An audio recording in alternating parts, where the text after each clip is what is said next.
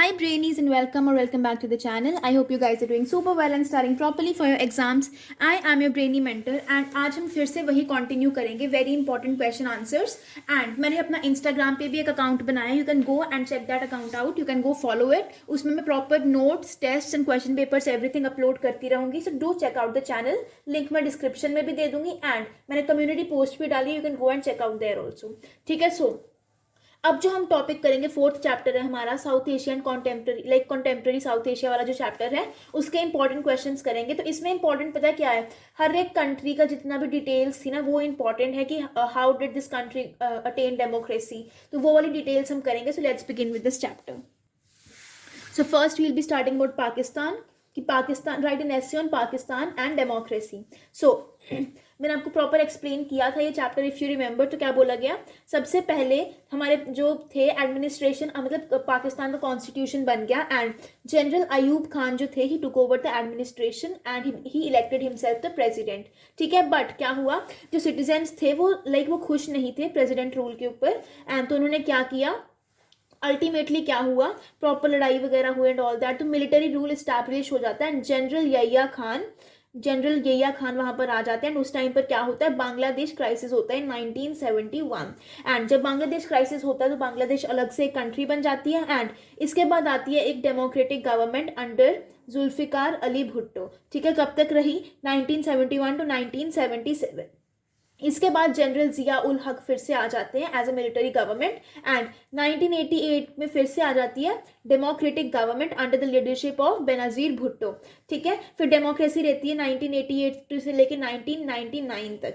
ठीक है, फिर उसके बाद आते हैं 1999 में प्राइम मिनिस्टर नवाज शरीफ, इनको हटा दिया जाता है. कौन हटाता है इनको, जनरल मुशर्रफ इनको हटा देते हैं. आपको पता होगा जनरल मुशर्रफ के बारे में, जिनकी अब रिसेंटली डेथ भी हुई थी, वो इनको हटा देते हैं एंड वो पाकिस्तान के रूलर बन जाते हैं. ठीक है, 2001 में क्या होता है, जनरल मुशर्रफ अपने आप को प्रेसिडेंट बना देते हैं एंड फिर इलेक्शंस होते हैं सितंबर 2008 में जहाँ पे फिर से एक डेमोक्रेटिक गवर्नमेंट इस्टेब्लिश होती है. ठीक है, अब एक क्वेश्चन आएगा कि ऐसी क्या रीज़न है कि डेमोक्रेसी पाकिस्तान में सक्सेसफुल क्यों नहीं हो पा रही. ठीक है, तो पहला रीज़न है कि मिलिट्री, क्लर्जी और लैंड ओनिंग एरिस्टोक्रेसी का डोमिनेंस बहुत ज़्यादा है. ठीक है, एंड सेकेंड वहाँ पर मिलिट्री वहाँ पर टेररिज्म इतना बढ़ गया कि बाकी कंट्रीज भी नहीं चाहती कि वहाँ पर क्या हो, वहाँ पर डेमोक्रेसी आए, क्योंकि अगर वहाँ पर डेमोक्रेसी आएगी तो क्या होगा, टेररिस्ट अपने बहुत इजीली वहाँ पे कंट्रोल कर लेंगे सब वेपन्स के ऊपर, जिसकी वजह से न्यूक्लियर वॉर का खतरा भी बन सकता है. इसलिए वहाँ पर डेमोक्रेसी इतनी सक्सेसफुल नहीं होती एंड बाकी कंट्रीज भी वहाँ पर डेमोक्रेसी को फोर्स नहीं करती. ठीक है, ये हो गया फर्स्ट.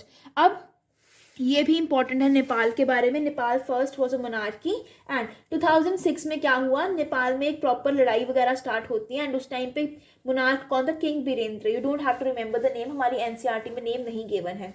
ठीक है, अब 1990 में, ठीक है 1990 में बोलते हैं कि ठीक है, किंग बीरेंद्र जी बोलते हैं कि ठीक है हम एक कॉन्स्टिट्यूशनल मोनार्की बनेंगे, जिसका मतलब क्या था, किंग हेड रहेगा स्टेट का बट सारी पावर किसके अंडर होगी, डेमोक्रेटिकली इलेक्टेड पीपल के अंदर, मतलब पार्लियामेंट के अंडर होगी. जैसे ब्रिटेन वगैरह में था ना कि सारी किंग है वहां पर बट सारी पावर किसके अंदर है, पार्लियामेंट के अंदर. तो उसी तरह से ठीक है. अब एक बहुत प्रॉब्लम होती है 2001 में, क्या होता है, किंग बीरेंद्र के सभी फैमिली मेंबर्स की डेथ हो जाती है. ठीक है, इसके बाद क्या होता है, इसके बाद उनके जो नए किंग बनते हैं वो होते हैं ज्ञानेंद्र एंड उन्होंने क्या किया, उनको पसंद नहीं आया कॉन्स्टिट्यूशन मोनार्की का आइडिया, तो उन्होंने क्या किया, उन्होंने 2005 में प्राइम मिनिस्टर को डिसमिस कर दिया, पार्लियामेंट को डिसमिस कर दिया, प्रॉपर कर दिया एंड 2006 में मूवमेंट स्टार्ट होगी किंग के अगेंस्ट कि नहीं वी वांट डेमोक्रेसी. ठीक है, people went against the king, कहते हैं हमें डेमोक्रेसी चाहिए. ठीक है, इसके बाद सभी मेजर पॉलिटिकल पार्टीज इकट्ठी हो जाती हैं and they form the 7 party alliance. इन्होंने 4 डेज स्ट्राइक कर दी एंड यहाँ पर बहुत ज़्यादा खराबी हो गई, सिक्योरिटी फोर्सेज भी बहुत वो हो गई एंड ऑल दैट. सो 1 अप्रैल तक क्या हुआ, प्रोटेस्टर्स भी बहुत बढ़ गए थे एंड एट द एंड क्या हुआ, किंग प्रेशर के अंडर आ गया एंड किंग ने वो सारी की सारी डिमांड्स फुलफिल कर ली इन 24 अप्रैल 2004 में एंड फाइनली क्या होता है, पार्लियामेंट रिस्टोर हो जाता है, जिसकी वजह से किंग की पावर्स चली जाती है एंड फाइनली सितंबर 2015 में न्यू कॉन्स्टिट्यूशन बन जाता है नेपाल का. ठीक है, ये आपको लिख के आना, मैंने प्रॉपर एक्सप्लेन भी किया था एंड चलो मैं प्रॉपर नोट्स वगैरह भी अपलोड कर दूंगी इंस्टाग्राम पे. Don't forget to check out the Instagram channel. Do follow the channel. ठीक है, वहाँ पे प्रॉपर सभी डिटेल्स आएंगे क्योंकि I can't post everything on YouTube no. कुछ चीज़ें इंस्टाग्राम पे भी पोस्ट होंगी. ठीक है, अब इसके बाद आता है बांग्लादेश वाला पोर्शन. तो बांग्लादेश में आपको पता ही है पहले Bangladesh was a part of Pakistan from 1947 to 1971. And इसके बाद क्या हुआ था, इलेक्शंस हुए एंड अवामी मैं आपको पता ही है स्टोरी, तो आपको पता ही कि अवामी लीग जो थी मुजीबुर रहमान की, वो जीत जाती है ईस्ट पाकिस्तान में, बट वहाँ पर उनको बनाने नहीं देते. तो वो प्रॉपर वॉर होता है एंड एट द एंड में क्या होता है, शेख मुजीबुर रहमान फर्स्ट प्रेसिडेंट बन जाते हैं बांग्लादेश के. ठीक है, अब 1975 में कॉन्स्टिट्यूशन को थोड़ा चेंज किया जाता है एंड यहाँ पर क्या बोला जाता है कि प्रेसिडेंशियल फॉर्म ऑफ गवर्नमेंट होगी, डेमोक्रेसी नहीं होगी. एंड शेख मुजीबुर रहमान ने सभी की सभी पार्टीज खत्म कर दी, बस एक अपनी ही पार्टी रहने दी. तो एक तरह से आप ये कह सकते हो कि डिक्टेटरशिप करने, डिक्टेटर बनने लग पड़े थे. बट अगस्त 1975 में उनको मार दिया गया. ही वॉज असैसिनेटेड एंड उसके बाद जिया उर रहमान ने अपनी पार्टी बनाई एंड इलेक्शंस भी जीते. बट जिया उर रहमान को भी मार दिया गया. Lieutenant general HM. इरशाद बने रूलर ऑफ बांग्लादेश. ठीक है, फिर वो प्रेसिडेंट भी बन गए. बट इरशाद जी ने रिजाइन दे दिया बिकॉज बहुत ज़्यादा लोग उनके अगेंस्ट हो गए थे. एंड 1991 में फिर इलेक्शंस हुए एंड तब से बांग्लादेश में क्या चली आ रही है, डेमोक्रेसी चली आ रही है. ठीक है, मालदीव्स वाला portion it's not that important. ये मैंने 3 कंट्रीज का कराया, पाकिस्तान, नेपाल, मिलिट्री एंड बांग्लादेश. ये वाला ज़्यादा इंपॉर्टेंट है. क्लियर? ओके, अब जो यूएन वाला चैप्टर है उसमें से 2 क्वेश्चन है जो बहुत इंपॉर्टेंट है. फर्स्ट क्वेश्चन आएगा कि कौन सा क्राइटेरिया है कि जिससे आप permanent and non permanent members बन सकते हो सिक्योरिटी काउंसिल के. एंड सेकंड क्वेश्चन आएगा कि वाई डू यू थिंक कि इंडिया को परमानेंट सीट मिलनी चाहिए in the UN security council.